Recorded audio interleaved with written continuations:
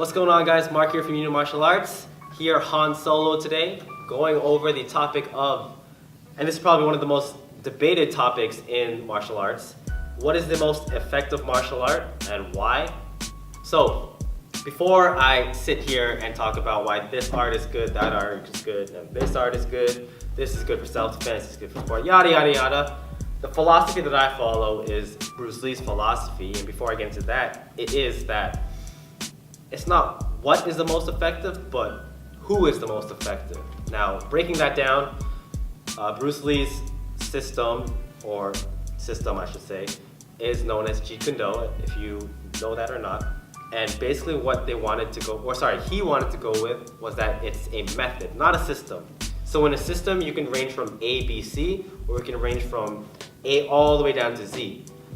But no matter if you're the first or the last, you were stuck within a barrier, okay? You're being taught a set amount of things in a set amount of time to do certain things. Now, Jeet Kune Do's goal was to be a method, and that it is you absorb what is useful, reject what you feel is useless, and add what is your own. So, with that being said, person A's Jeet Kune Do could be different from person B's Jeet Kune Do, because this person may be a really good striker, and he finds a way to benefit from that, versus this person's a really good grappler, and he or she finds a way to benefit from that. So that's what I think the goal to being a good fighter or a good martial artist is to know your strengths and weaknesses, obviously work on the weaknesses, but capitalize on your strengths, okay? As much as I want to be as good as Bruce Lee was, I still need to realize that I'm gonna be Mark, and there's no way around that. My strengths, my health, my flexibility, so on and so forth, yes, I can work at it, but at the end of the day, I will always be an individual of my own. And so, the reason why I'm going to say that FMA for me, I know that's pretty biased because I'm an FMA instructor, but why FMA is the most effective, if we had to say what style, is because, at least from my experience, FMA has always given me a chance to explore without being judged for it. So there's so many different systems of FMA, but you'll always find similarities, and then you'll always find someone adding something that they learned from another style. And I think that's the most important thing, is to be able to take a strength from, let's say, hand strikes from boxing and translate that into what you already know. That's what makes you more complete, that's what makes you more effective. And because FMA is more so, it is very much like Jeet Kune Do. There's a system to it, but for me it's more so of a method. The way I think dealing with an opponent, two opponents, the way I think about sparring and the way I think about teaching, it's all because of the way I've learned in FMA, that I can take one piece and turn it into 10 different movements. And out of those 10, maybe 3 of those will work for my students and 7 of those will work for me. And that's okay. Yeah, my students can vouch for me for this, and that I've never told them that they can be wrong.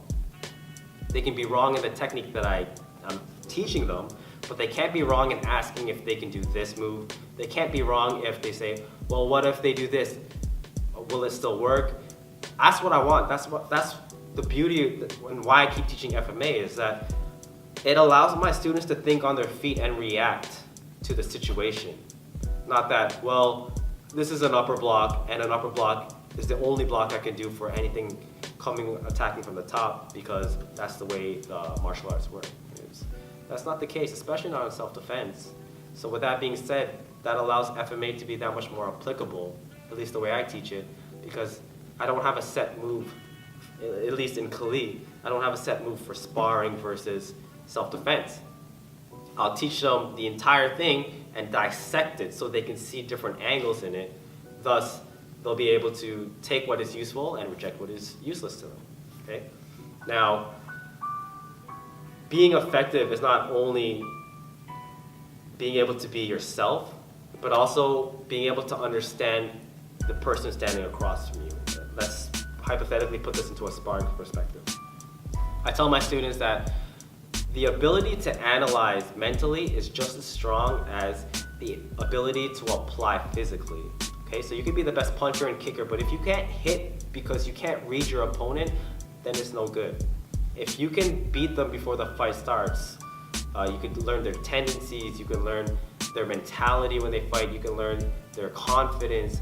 When you start breaking someone down like that, it doesn't really matter if they can punch or kick you because you know how to put yourself in a position to beat that. And I think that's one of the most important things, whether you're doing competition or self-defense. So being effective is not necessarily the style you do. All styles are equal. It's just one practitioner is better than the other practitioner. You can take the top of the top in every martial art, and it just depends who's the better fighter or the better applier in that sense. And I mean, you'll never find that scenario where someone can equally say that, you know, this black belt in jiu-jitsu is the exact equivalent as this guru in Kali. It'll never work that way. It's just, you can't compare striking weapons to grappling on the floor. So, all in all, I guess to be effective, and hopefully someone out there can take away from this, be yourself, understand who you are individually, understand where you want to be and who you want to be in martial arts, and just keep learning and keep evolving. Because if you take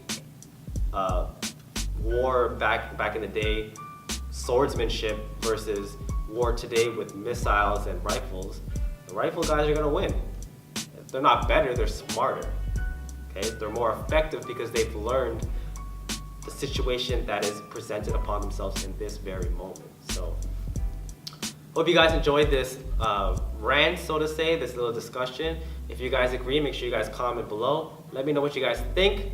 Thank you guys so much for watching. Make sure you guys also check out our Technique Tuesday that comes out every week, breaking down techniques from FMA, from boxing, from kickboxing, a whole bunch of stuff. And make sure you guys also subscribe, hit the notification as well. Until next time, catch you guys later. Peace!